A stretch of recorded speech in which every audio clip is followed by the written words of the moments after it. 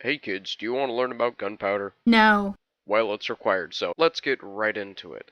Gunpowder was first discovered in 900 AD by Chinese alchemists. It was three chemicals in specific proportions that, when mixed together, made a flammable mix.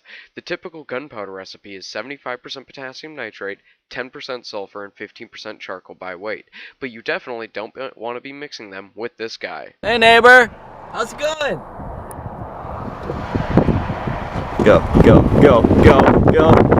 Now, instead of talking about the history of gunpowder and how it was used, we have an old friend that somehow learned English from a Chinese country to tell us about his findings.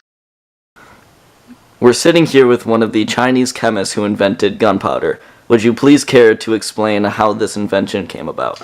Well, I was working in the lab with my friendly alchemists when we were trying to make this life potion that would bring us immortality for our emperor, when we accidentally came across a mineral that was rapid igniting when we brought flame to it. Thank you. Now that you have explained how this invention came about, would you care to explain how it functions?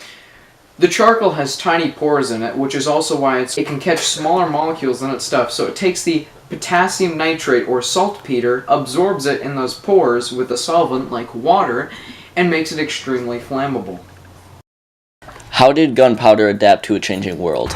It advanced the way of war and hunting by causing things instead of using a bow and arrow, things were more prevalent like guns and weapons and muzzleloaders were used instead of the normal bow and arrow, knives and shivs and traps. How did gunpowder change the way of war?